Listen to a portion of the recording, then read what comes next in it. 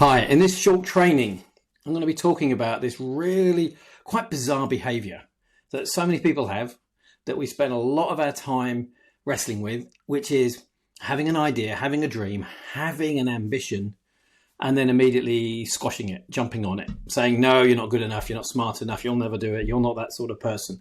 So if that's you, welcome to the human race. But here in Certain Change Land, we help so many people who have this core problem. They have a desire to achieve something which they have a pretty good idea that they could really go for and achieve, but then they just get in their own way. Now, if you think about this, would you say this to your children? No, don't dream. Don't do it. You're not capable of something. Don't even have an idea. Don't even have a goal. Because if you've got kids, you know that's not true. And even if you haven't got kids, the chances are that you wouldn't tell a young child who has an idea about doing something to not do it, because you don't know what they're capable of, and they need to explore and to find out what they are capable of. So adults, when you put them in this situation of thinking about how will they talk to a child, well, they would usually talk to a child in a very different way than they do themselves. By the time we get to adulthood, we've forgotten that guidance we give to kids. Now, obviously, we don't want to put the children in danger. We don't want them to do something really stupid. But the difference between how we think about things ourselves and how we would actually guide our children is quite marked. So often people put limits on what they achieve. They don't even realize they're doing it. They've forgotten this way of thinking. And the number of people who do this to a really critical level is quite shocking. It's about 40%. This is the number that I've looked at, and pretty much the research has come out over the last 20 years of doing this, is about 40% of people really get in their own way. Because we all have to make that decision about, oh, should I do it or not? That's pretty sensible. You know, is this risky or not? I'm not talking about looking at something and thinking, do I want to do it, compared to the consequences. That's good decision making. But I'm talking about is when people think, why am I not allowing myself to do what I know I'm capable of doing? And that number's about 40%, and they get stuck in what we call a sabotage loop. They want to do something. They believe in themselves. They think they can. They know they should be. But they keep holding back. There's a little voice in the back of their head, or it can be a very big voice in the back of the head. And it feels like an argument, a conflict between the real them and this voice in the back of their head says, no, you're not smart enough. You're not good enough. It's too dangerous. What will people say? What will people think?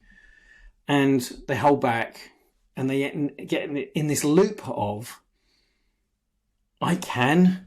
No, you can't. I want to. I won't let you.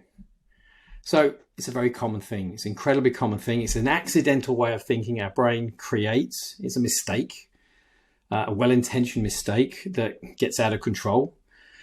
But it's extremely damaging, and it can mess up all sorts of areas of people's lives. They just hold back from doing what they could do in all areas. Now, we love to focus on business and careers and helping people be more successful in that. But we never, ever work with anybody when they don't talk about their personal life too.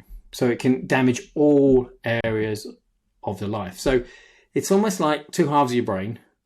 One wants you to succeed and be ambitious and reach your goals. And then the other half says, nope, not going to let you. Feels like it's blocking you. So if that's how you're thinking about it, don't worry. This is a great indicator of the problem. So it feels like a battle inside your head. Two sides fighting for control of your behavior, of what you do. And if that's you, don't worry, it's fixable. But the two sides will continue to battle until that loop is broken. Because, and here's the strange thing, when the real you has that ambition, has that goal, and when people say, what's your goal? What's your why? What's your motivation that's going to make you overcome yourself? Well, actually, that's often the worst thing you can do. Try and push yourself forward with trying to build up your ambition and your motivation. Because the more ambitious you are, the more you try to say, I'm going to do it, the more this sabotage thinking wakes up and says, no, I'm not going to let you. And you end up with a bigger conflict. So it's very common that we work with people who've tried to push themselves forward using affirmations or going to motivational seminars. And what they do is they get motivated, they're hyped up and everything, and then they come home and they still don't do anything. Because this gets bigger if your motivation gets bigger. Ends up with a bigger argument. So it's a horrible way to live. So if you've ever tried to do that, you'll understand what I'm talking about. And this is why high achievers who have this sabotage loop, who get in their own way, suffer from this more than most, because they have a higher ambition than most. So they know they want to achieve more, but this then correspondingly gets bigger the bigger their goals get. So many coaches will tell you to think positive or push through to reach your goal. But this doesn't get down to the core problem of why you want to sabotage yourself. And as I said, the more you try and push through, the more this wakes up and the bigger the conflict. So we have a proven formula to turn off this sabotage thinking. And best part, takes typically about 4 weeks to do. Because millions of people do this. There's a reason why the brain accidentally does this. And it's an accident. It's a well-intentioned accident, but it's a mistake that the brain makes. So therefore, because so many people have done this, and we've studied so many people over the last 20 years of doing this here in Certain Change, that actually there's a reason why they do it. So therefore, there's a process to turn it off. It's that simple. But if you're thinking, why would anybody want to sabotage themselves? It doesn't make sense. Well, you're right, because it's not logical. It's driven by your emotions, but there will be a process that you're using.